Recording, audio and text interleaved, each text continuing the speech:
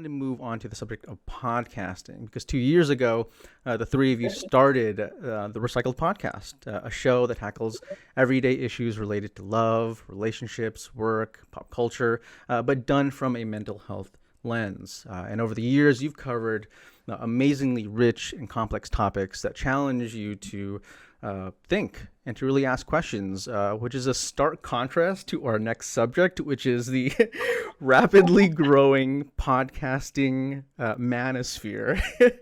And so, a couple months ago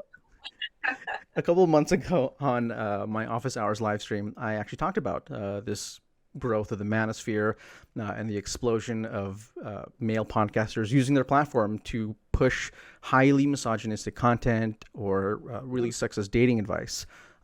As doctors and podcasters who can actually speak on these topics, like dating and compatibility from an educated perspective, what's your take on these content creators and their audience? And what do you think this type of content why do you think this content is gaining so much momentum among young men and women, despite being really horrible advice? Oh man, I have so many thoughts. I was like, please go first because I have so many thoughts. I have to get them together so they can make sense. So I definitely think one reason that there's been an explosion in some of the male, that red pill incel manosphere type, is that there's been a lot of focus on women development, women empowerment. So that has shied away some of the light on developing men and pushing them to the forefront. So when you've always kind of been in the limelight, you've been in the front, you've been the controller, you've been able to steer the narrative, and you feel that control being taken away from you, you have to find some way to reassert yourself. And what usually happens for people is when you start to go hard or you feel something is, taken away, you go overboard with trying to re-justify, and reposition yourself back into that power versus adjusting and going with the flow so that you can understand and maneuver and learn within that new system. You try to create a homeostasis. And on the podcast, we say Psych 101. So this will be a Psych 101 moment on the podcast where we talk about homeostasis, which just means the simplified version is keep it the same. So I want things to stay the same way because it keeps me in the position I'm comfortable with, that I'm familiar with. And the way the world has been changing, that's not happening anymore. The expectations for how men treat women are changing. The expectations on how they present themselves just naturally is changing. And even mixing in sexuality, understanding the fluidity of manhood, masculinity is also changing as well. But you're going to have those diehard people that want homeostasis.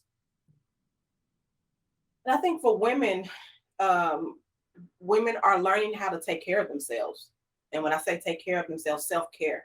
Like we're no longer in that era of thinking, I have to work 8, 10, 12 hours a day. And now I have to come home, cook, clean, take care of the kid. We're learning how to take care of ourselves. So we're learning how to say no. We're learning our voice. We're learning that we have an opinion and those opinions matter.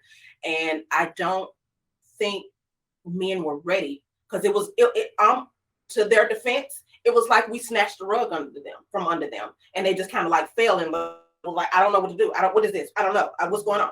And so I think men are going to have to learn to pay attention to what's going on so that they can move with, not against, because we're not against them. We're not against men. Women are not against men. We're just tired of how it used to be. Like we're second to nothing. And they're first, or you all are first. Sorry, because you are a man. And I have a podcast, okay. My pot, me kill. Yeah, so I think men are gonna have to adjust. Just like women, we're gonna have to adjust because we're adjusting to setting boundaries. We're adjusting to taking care of ourselves. We're adjusting to, no, I'm going to get my nails done. You take care. I'm not going to ask you to babysit your child anymore. I'm going to get my nails done. Bye. Because that's one of the things that I hear a lot of women say. I have to ask their dad. I have to ask my husband to babysit. Is he the father? Yeah. Well, why is he babysitting? That's his child. So we're getting out of that mindset, and it's a lot of men who agree with this misogynist type of idea, because a lot of men agree with that. That's the stance that they have. And the women that follow along with that, they have yet to realize that things are changing, and that maybe things need to change for them, or maybe they're okay with it, but other women just, no, we're not doing that no more. Yeah. I think the biggest thing about this influx of male podcasters is that it is very easy to get on a platform and speak the thoughts that are in your head, and there are no checks and balances, because it kind of goes to it's almost like the bystander effect, which became extremely popular in, the 60s and 70s. And I recently spoke about this on my TikTok. You're seeing all this stuff going on around you, but you're not doing anything about it because, number one, you don't want to accept responsibility for how this may turn out. You also don't have a great grasp or understanding of what actually is going on or how you can change it. When I see these podcasters, what I see are infantile adult men who are scared, they're insecure, and they want to showboat. And it's almost like the loudest person gets the most applause. Instead of it being like, let me take a moment to be introspective and figure out what I'm actually saying. Now, if you want to be a misogynistic jerk, be that.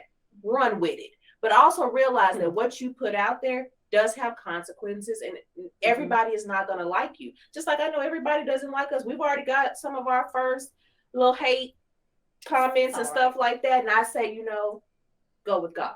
Have the day you deserve. Yeah, that's her thing to respond to that. Yeah, not me. So they can get the polite cut.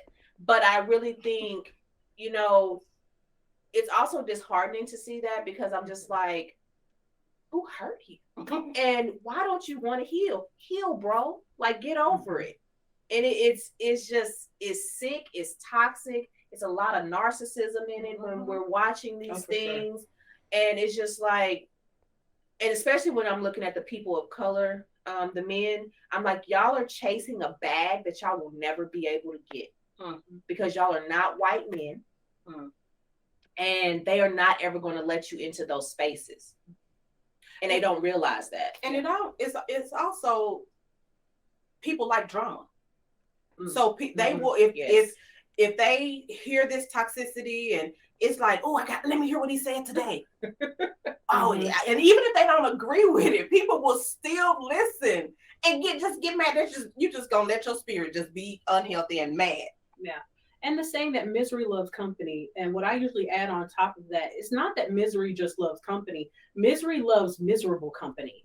So if I'm miserable, I don't want to be around you and you're happy and you're healthy and you're thriving. I don't want that. If I'm miserable, then I want to be with you and we, in the slop together. I want to be rolling around in it so we can complain about it. So there's a community that gets built there because we're all in this boat together, so that it just kind of swells out of control because, oh, you remember that happened to me with my girl, or that, what, it's still happening.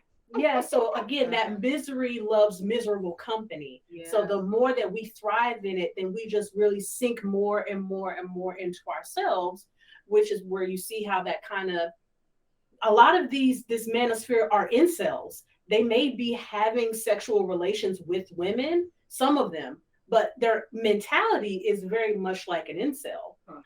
So again, the more you find people that have your mindset, it gets much more difficult to change that mindset, because I have a cloak and or a type of community and what's the word I'm looking for?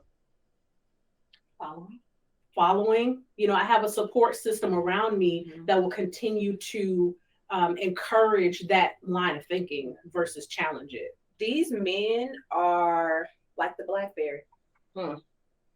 They refuse to grow, they refuse to develop, and they will get left behind. And it could be wrapped into scaredness as well, because they don't know what that change is going to look like. Definitely. They don't know, if I heal, then what does that mean? We talk about that all the time. Once a person heals from something, now you have an empty hole somewhere and you don't know what to fill it up with. So I'm just gonna stick with my misery. Wow. Yeah. I mean, that's probably the most comprehensive, like heartfelt, but also brutally honest analysis of it. I love it.